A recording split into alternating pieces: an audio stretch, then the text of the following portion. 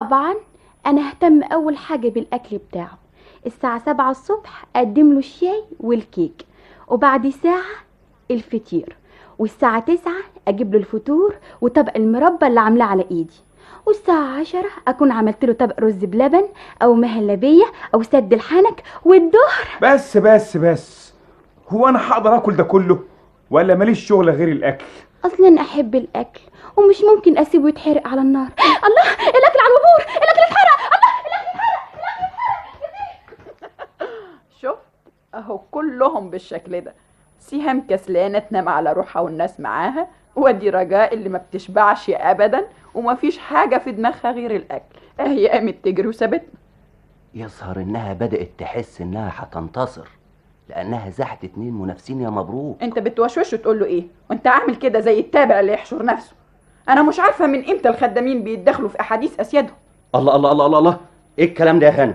يظهر انت مش عارفه انا مين. انا ما اقبلش انك تهنيني. ده بس يا نعيم، بعدين نناقش سوء التفاهم ده. الا قولي لي يا فايقة هانم، ايوه. ايه رأيك في الطريقة اللي تشوفيها لإسعاد الزوج؟ والله يكفي علشان تبدأ السعادة انه يدفع مهر كبير. الواقع انا مهتمش لا بالمهر ولا بالمال، فانا املك منه اكتر من حاجتي. يا دي المصيبة، يظهر انا لبخت في حكاية المهر دي. عن اذنكم استأذن انا بقى، اصل افتكرت حاجة مهمة.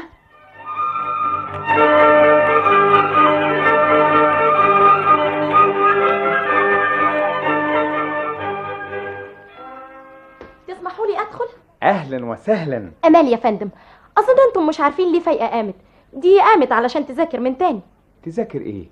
هي تلميذة لسه؟ اصلها ما قدرتش تكمل الجلسه معاكم، نسيت اللي حفظته في دروس الاتيكيت.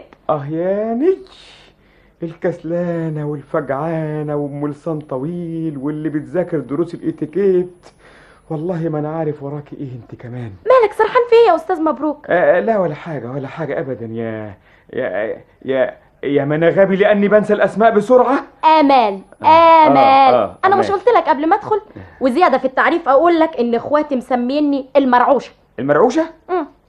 ليه مسمينك كده؟ لا مؤاخذة انت يعني. لا، هم مطلعين الحكايه دي كده علشان جسمي بيترعش من البرد في اشد ايام الحر. ايه؟ اما حاجات عجيبه خالص. بتقول ايه؟ ايه هو اللي انت شايفه عجيب؟ لا ده بس لا مش قصده ابدا. يا سي نعيم اسكت انت. مهما كان الامر يا انسه امال، فالبرد والحر